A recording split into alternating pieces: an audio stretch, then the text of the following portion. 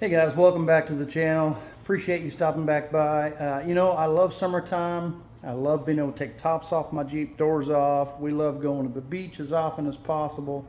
The one thing that I really don't like about summertime is mowing the lawn, and especially now because my lawnmower is in the shop, my rider. So I'm having to push mow this yard, and it's a half acre. So it's not a lot of fun. I think once I tracked my steps one time pushing this mower after we first moved in, it was 3.5 miles that I walked to push mow this yard. So I'm hoping this week is the last week that I have to do that. Anyway, I'm not here to talk about mowing lawns and my personal battles that I'm dealing with. We're going to talk about some Harley-Davidson. Today we're digging into something that's got Harley riders fired up and not really in a good way. We're talking about the 5 most hated things that people are saying about the new generation of the Harley-Davidson touring bike, 24 and up Road Glide. These so-called refreshed kings of the road. Now don't get me wrong, there is a lot to love about this bike, and I seriously enjoy riding my 24 Road Glide. I love this bike. It's the best bike I've ever had. But this video is more about the things that have people pissed off about this new generation of touring bike. So let's get into it. Okay, let's start with the obvious, and that one's price. So the base price is already up there, but what really has people rolling their eyes is what you get or don't get for that price. So you want a color other than billiard gray? Well, that's going to cost you anywhere from $650 up to $2,900 depending on what paint scheme you choose. Do you prefer the blacked out trim over chrome? That's another $1,350.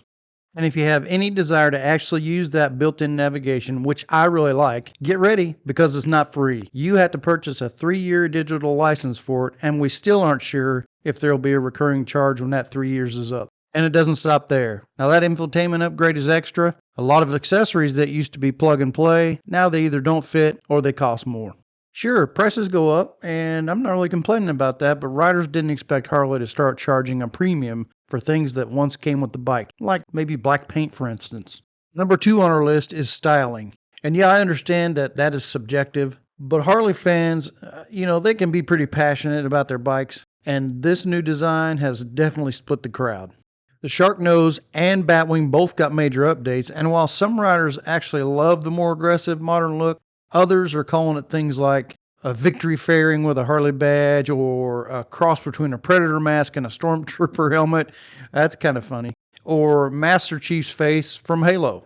I guess I need to look at the Halo game to see what that means because I don't know what that is. That iconic round headlight, yep, it's gone. Turn signals have been moved and replaced by all LED lighting, though I don't think many are really complaining about that one. That's something we've all wanted for some time. But that clean, classic look has been replaced by something a little more, well, I guess you could say automotive. I've seen several comments to that effect, that the new bikes are too car-like in features. Now, I don't personally feel that way. I actually like the way they look, but there are several people, I think, that do feel that way. Even some of the die-hard Harley crowd is saying, this just doesn't feel like a Harley anymore. And whether you love the new aesthetic or not, you can't deny that it's one of the most divisive changes that Harley's ever made in the history of their company. All right, it's time to talk tech. Next on the list is the Skyline OS. The giant touchscreen is really slick. It looks premium. The interface is bright and modern.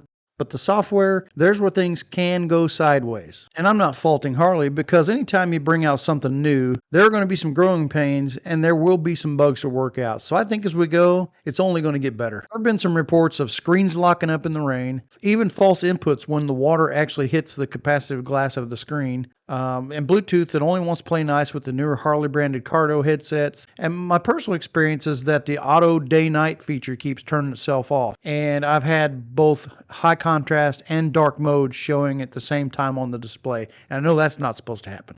One update even wiped out people's Wi-Fi and disabled Apple CarPlay until the dealer service department could get in there and reflash it. And remember how I said earlier that navigation was extra? Yeah, you don't even get turn-by-turn unless you buy that license. And we still don't know, as I mentioned, if we have to pay a recurring fee when that license expires in 3 years. So while it's cool to have that large, advanced touchscreen display on your bike, most riders expect a little more stability and a lot less hassle.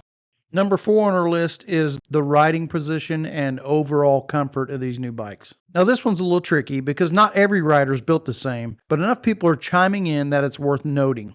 Some shorter riders say that with the taller rear suspension, especially on the street glide, makes them feel like they're perched on top of the bike instead of in it. And combine that with the bar reach and the width of the tank, and suddenly it feels like a little bit of a stretch. Now let's talk about that stock seat, or as some riders affectionately call it, the torture plank. Now I absolutely feel like this stock seat has a lot of room for improvement, but I'm not so sure I'd go as far to call it a torture plank. It's good for around town. I swap it out for a modified ultra limited seat when I go on longer trips. But anyway, most people are swapping it out within the first few hundred miles anyway. Now you'd think that with a $30,000 luxury touring bike, they would come with a seat that maybe you could ride for more than an hour without going numb. But hey, more room for the aftermarket, right? And finally, and this one might sting a little bit, for all the hype, the new bikes just don't feel that different on the road. Sure, they've shaved a few pounds, the frame is stiffer, the engine runs a little cooler, but demo riders are coming off these bikes saying, honestly, this feels just like my 2016 or my 2019 or whatever they had before. And when you're shelling out this kind of money, you expect the bike to feel brand new, transformative. But a lot of riders say it's more of a refined continuation than a bold reinvention, or like a well-polished version of the old ones, more evolution than revolution, if that makes sense.